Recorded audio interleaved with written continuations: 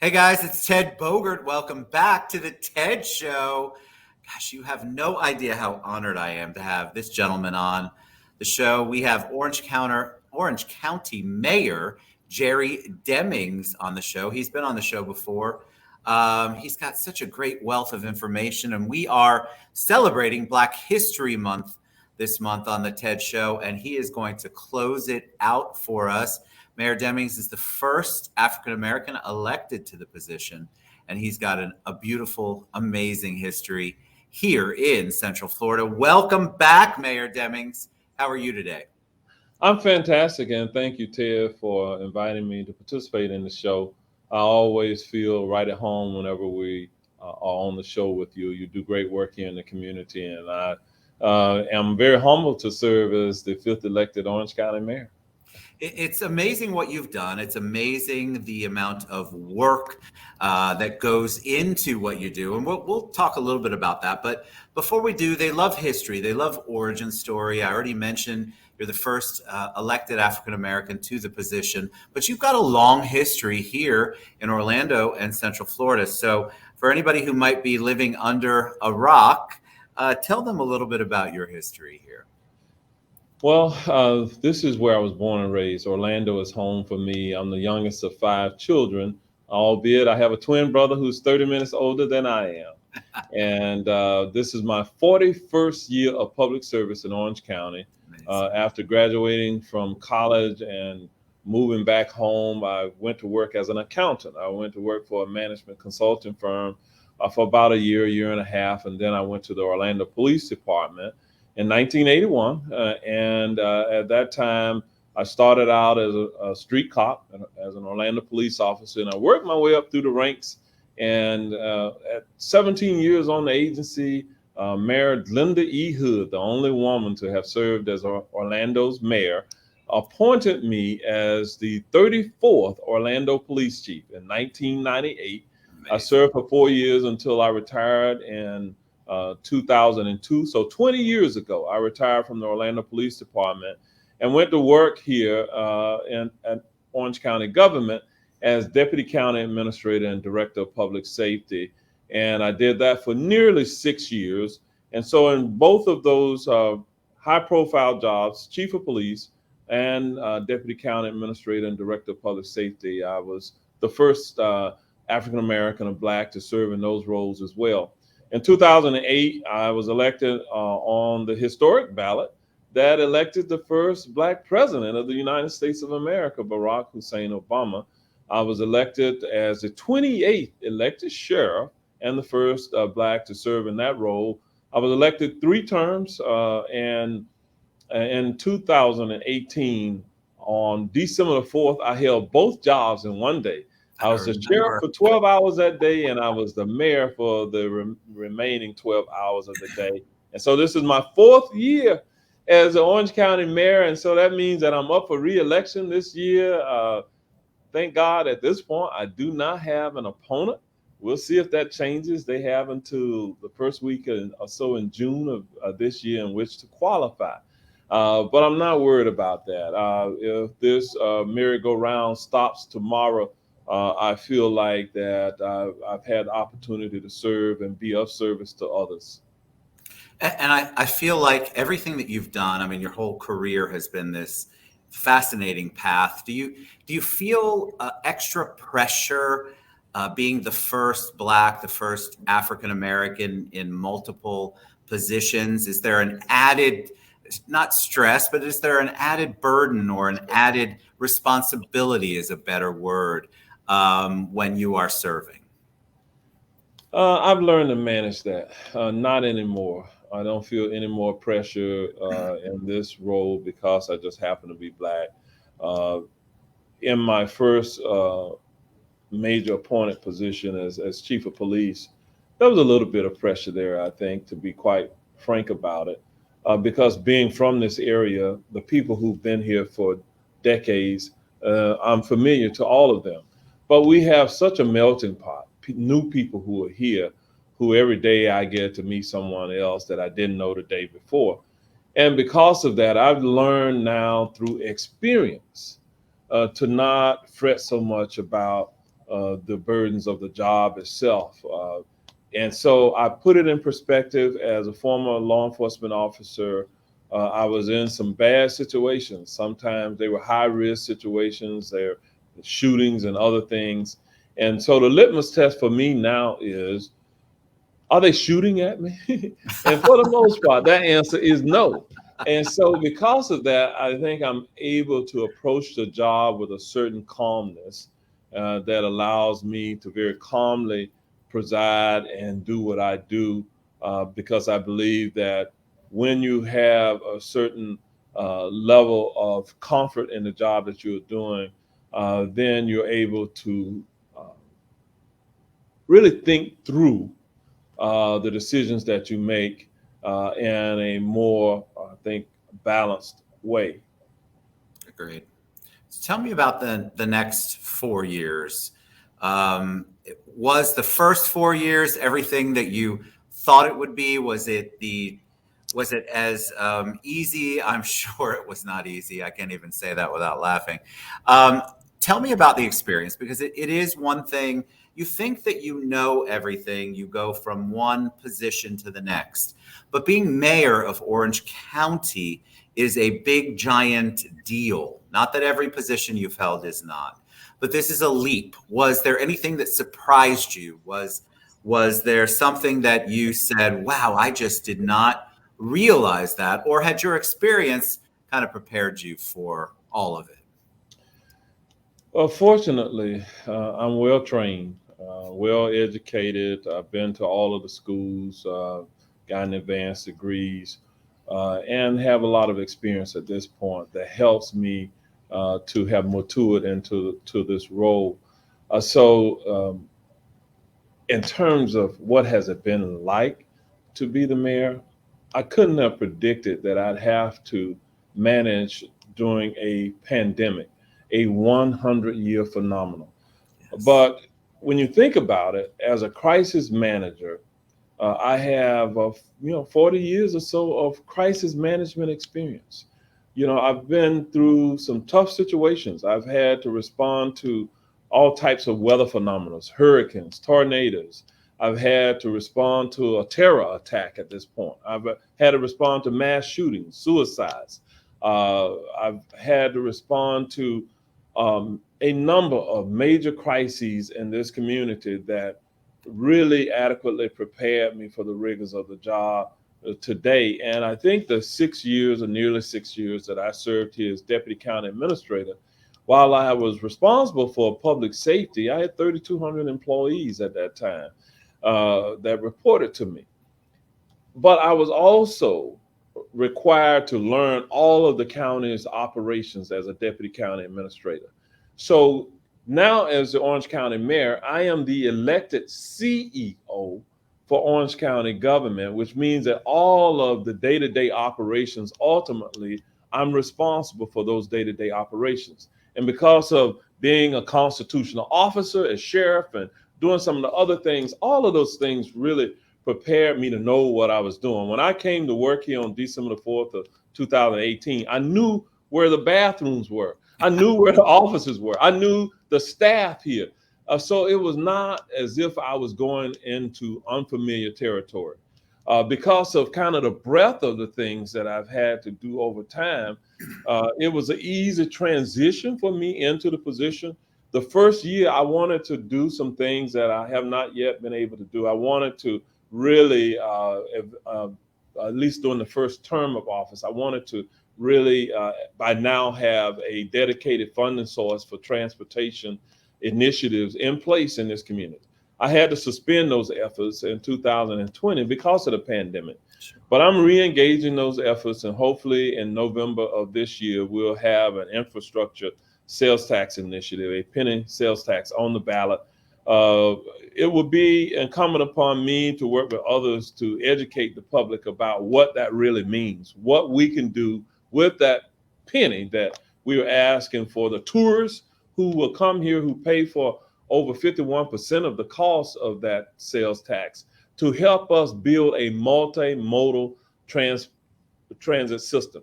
And we could do some things like double the size of the Lynx bus routes. We could improve access to the access links, which really is a system that transports the disabled around in our community. We could begin to build spurs off of the main Sunrail. We could expand the hours of operation for links for Sunrail. We could cut down the wait time between pickups to probably 15 minutes in most cases. We could reduce the cost of transportation for many of the working class people in this community, the blue collar workers, the service workers. What I was able to accomplish, we got a housing trust fund established, $100 million trust fund Amazing. that we're using to leverage building low cost housing. Well, maybe not so much low cost, but quality housing for low income individuals that will allow them to spend their discretionary dollars on other things. And we're going to build those units around where we do transit oriented development.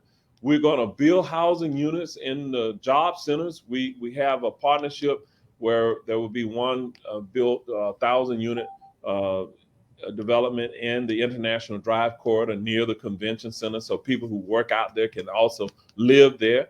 So we're doing some phenomenal things there. We created another system here for you may have recall a couple of years ago there was a spike in violent crime here, and Yes. we created a citizen safety task force. We put $2 million into a fund last year to assist local not-for-profits in providing services in some of those troubled areas, and that seems to be working fairly well. They had a slow start because of the pandemic and restrictions on gathering, but they're off to an excellent start. We believe that that will translate into a reduced crime in our community.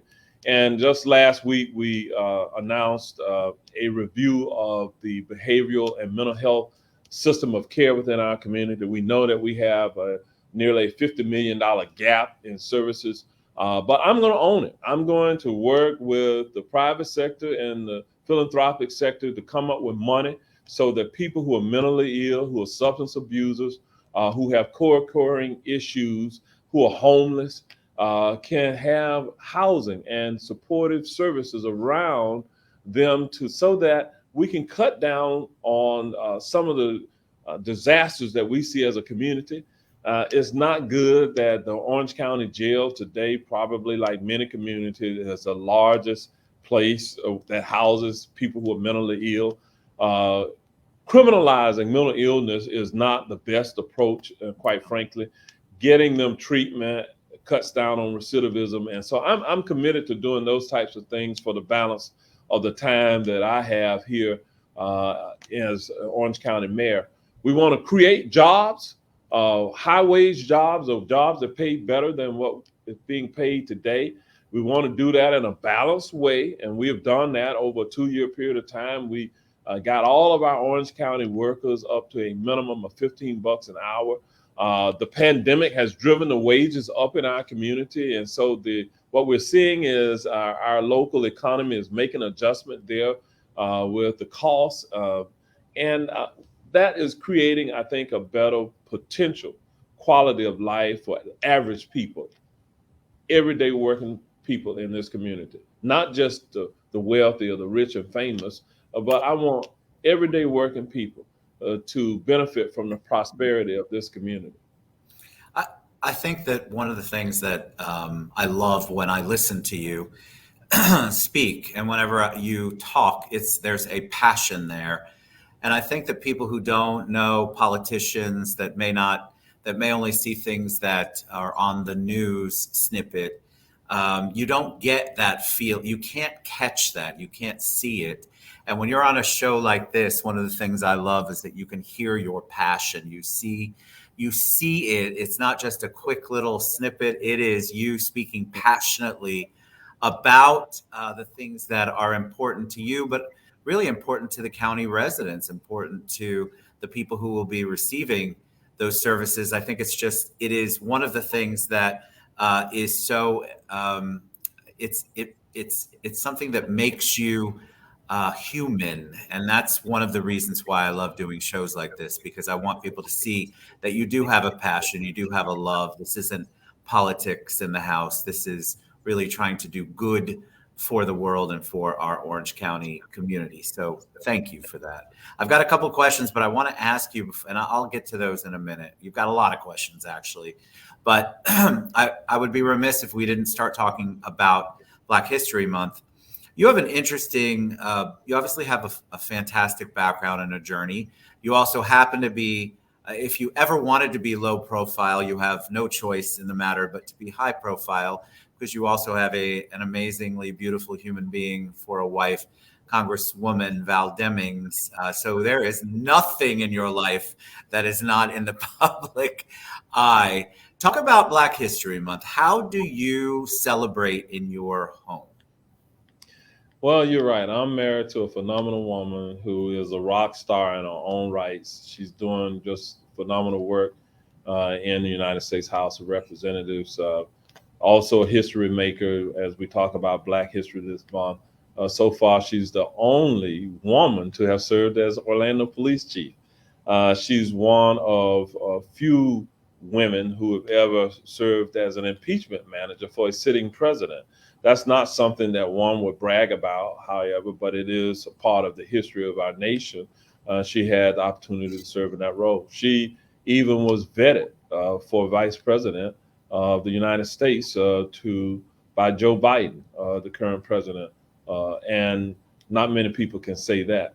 We're not sure how many people were vetted, but what I do know is she was vetted because of what they put us through in terms of the preparation for that. And I know that within just the final week or so, she was still in the hunt because of what was going on. So she came very close, but God had something else for her. In terms of Black history, we live it every day. We live it every day because we don't have a choice. Our families have rich histories and legacy here in this country. We live it because people do call upon us because of our uniqueness in some ways. But we don't lead with that. We are in our leadership roles. I just happen to be Black, but I represent all the people. And I try to make certain that we have a culture of inclusion here within Orange County government. So I have been intentional about appointing a broad array of people in the highest ranks of my administration. We have said to our department directors and heads that we want you to hire for diversity. We want you to promote for diversity.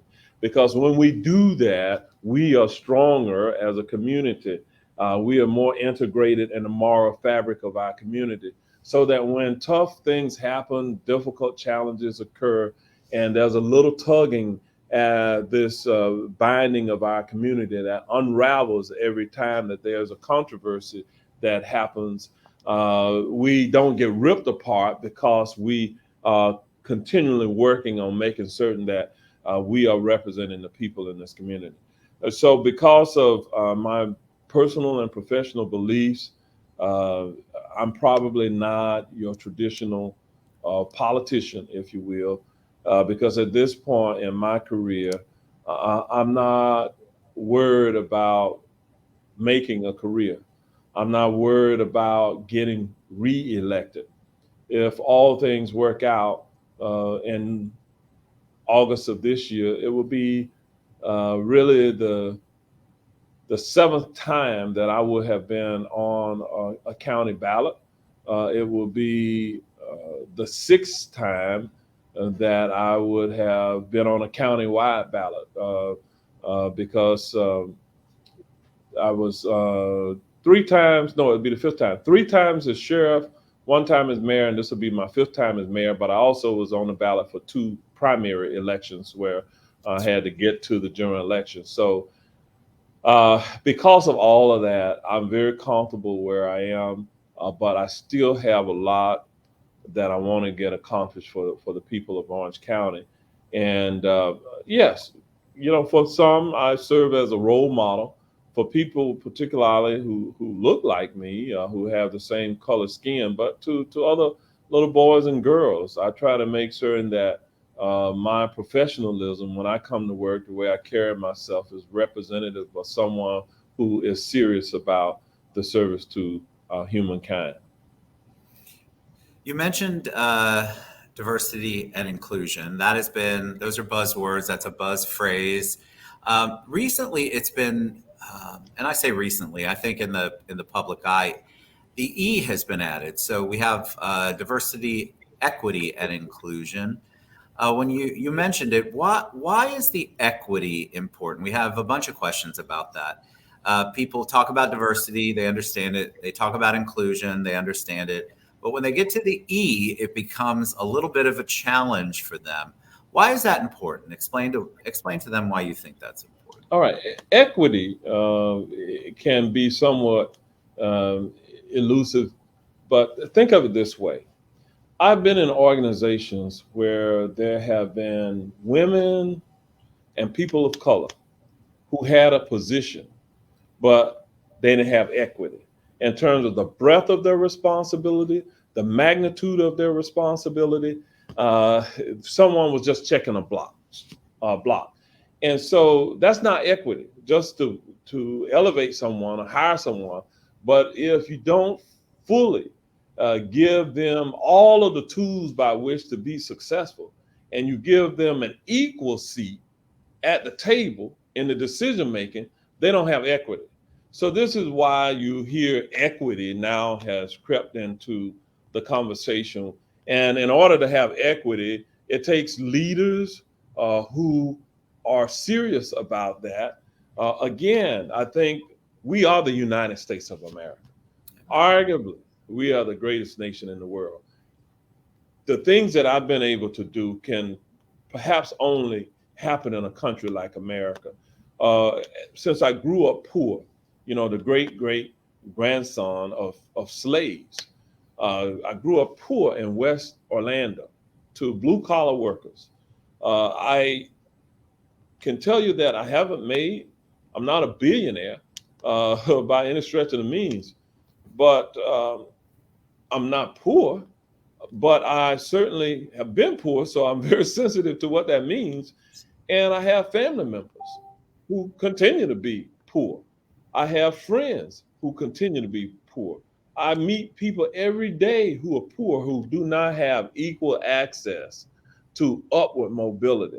They do not have access to quality housing. They do not have access to a quality education. And consequently, that creates some challenges as we are now in the midst of a pandemic. We have some systemic issues associated with healthcare. There have been healthcare disparities over the years because if you couldn't afford to have healthcare, you couldn't afford dental care.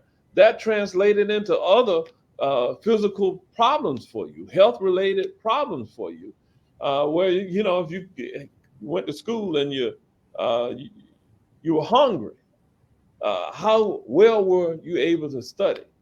So when we address all of these issues, then I believe that we can raise the level of opportunity for everyone. And so I had some great mentors and people who supported me over the years. Some looked like me, some did not, who gave me an opportunity to advance, to get a good education. I took advantage of that. And while it's great to have good mentors, none of them can do the work for you. You got to do the work yourself. You got to put in the blood, sweat, and tears yourself. And so for me, that has been what I learned from two blue collar parents, a mother that cleaned houses for a living. She was a maid, in other words. My father drove a taxi cab for a living till he was almost 80 years old. He's now nearly Wow. 100 years old. He'll be 100 this year. Uh, What a blessing to have him. that's a blessing, so this is kind of how and why I am who I am and why I make the kind of decisions and I have the passion that I do have. We all have a story to tell, and that just happens to be my story.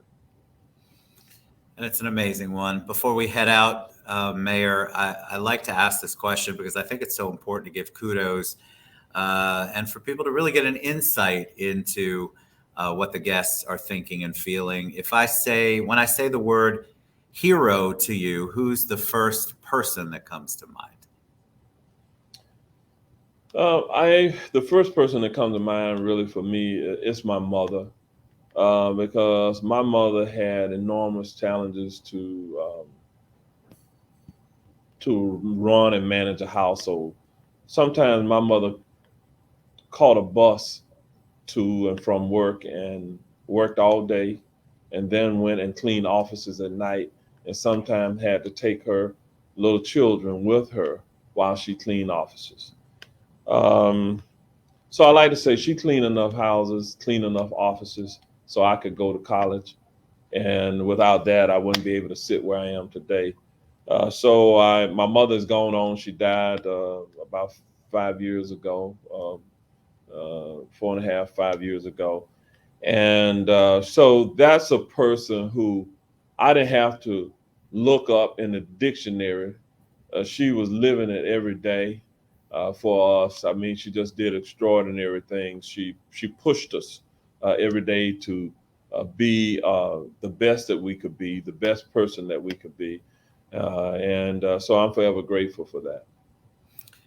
It's always a joy and a pleasure and an honor to have you on the show. I can't thank you enough. We pray for you. We pray for your wife. We are just so impressed by the work that you do. And every time you come on the show, I am pleasantly surprised by the humility. And you're just such a great human being. And I appreciate you taking time out to end our Black History Month celebration. You all, it doesn't just have to be in February. I'd like to encourage you to get out, get involved, get educated. Mayor Demings, when you see him out and about, is just as sweet and kind and friendly as he is on this show. And I just want to thank you from the bottom of my heart for coming on and finishing up Black History Month for us and for all the amazing work that you do in our community. Thank you very much, sir. All right. We'll see you guys soon. See you Mayor soon. Demings, everybody. If you had a question, I know Mayor Demings' office will see all the comments. I'll make sure that we get an answer for you. There were a whole bunch of questions I could not get to. I tried to get the top ones that came in, but please reach out. They will respond. Good people. Huge thanks to Kelly in your office for helping coordinate this. Thank you, Mayor Demings. God bless you guys. Thank you very much, and same to you. Bye, everybody.